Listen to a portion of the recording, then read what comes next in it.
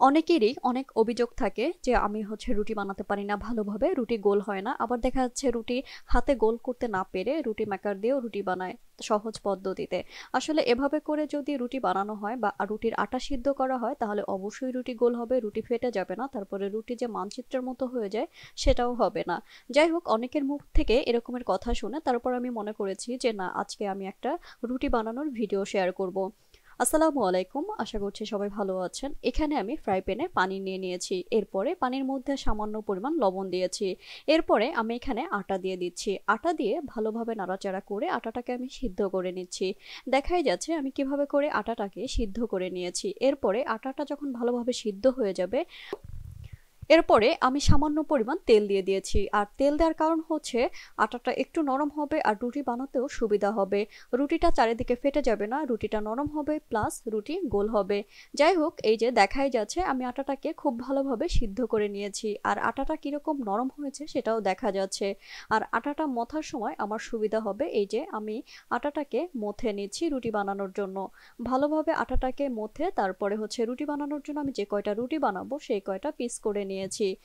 আরেকটা কথা আমি শেয়ার করি, এখানে যেহেতু আমি আটাতে তেল দিয়ে দিয়েছি, কেউ চাইলে তেলটাকে স্কিপ করতে পারেন, কারণ এখানে তেল দেওয়ার কারণ হচ্ছে যারা নতুন বা নতুন নতুন রুটি বানাচ্ছেন তাদের ক্ষেত্রে এটা খুবই উপকার হবে। মানে রুটিটা নরম হবে বা খুব সহজে রুটিটাকে গোল করা যাবে।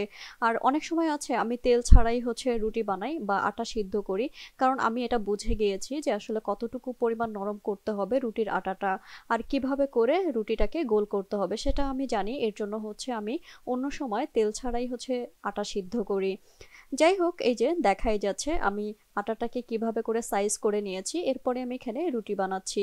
আর রুটি বানানোর সময় অবশ্যই হাতে একটু ব্যালেন্স রাখতে হবে যে কিভাবে করে রুটিটাকে গোল করতে হবে। এই যে দেখাই যাচ্ছে যে কত সুন্দর রুটি গোল হয়েছে। এভাবে করে আমি সবগুলো রুটি বানিয়ে নিয়েছি। এখানে আমি 10 থেকে 20টা রুটি বানিয়েছি। একদম সবগুলো রুটি গোল হয়েছে, তারপরে নরম হয়েছে, একটু এদিক ওদিক হয়নি বা চারিদিকটা যে ফেটে যাওয়া সেটাও কিন্তু যায়নি। তারপরে এখানে রুটি মানচিত্রের মতো যে হয়ে যাওয়া সেটাও কিন্তু হয়নি। আর প্রত্যেকটা রুটি ফুলছে। প্রত্যেকটা রুটি ফোলার কারণ এই যে রুটি বানানোটা সুন্দর হয়েছে, তারপরে রুটি আটা সিদ্ধ করাটা সেটাও অনেক ভালো হয়েছে। এর জন্য প্রত্যেকটা রুটি ফুলছে।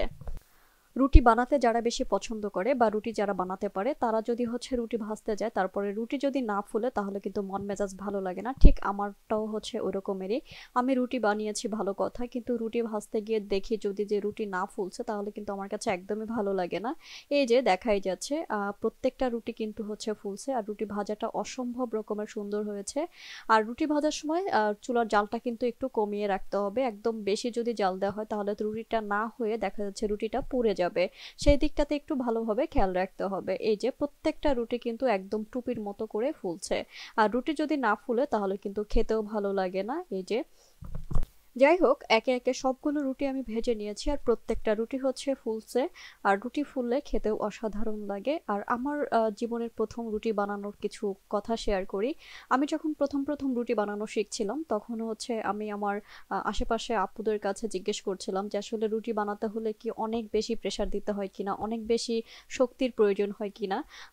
তখন আসলে ওভাবে করে আমি বুঝতে পারিনি, কিন্তু যখন আস্তে আস্তে আমি এভাবে করে রুটি বানানো শিখে গিয়েছি তারপরে নিজের কাছে মনে হয়েছে আসলে রুটি বানাতে গেলে গায়ের শক্তির প্রয়োজন হয় না, হাতের ব্যালেন্সটাই যথেষ্ট। যাই হোক, ইতিমধ্যে আমার সবগুলো রুটি ভাজা হয়ে গিয়েছে। তারপরে যে রুটিগুলোকে ভেজে নিয়েছি, দেখাই যাচ্ছে কত সুন্দর হয়েছে আমার রুটি ভাজাগুলো। সবাইকে অসংখ্য ধন্যবাদ আমার ভিডিওটা দেখার জন্য। আল্লাহ হাফেজ।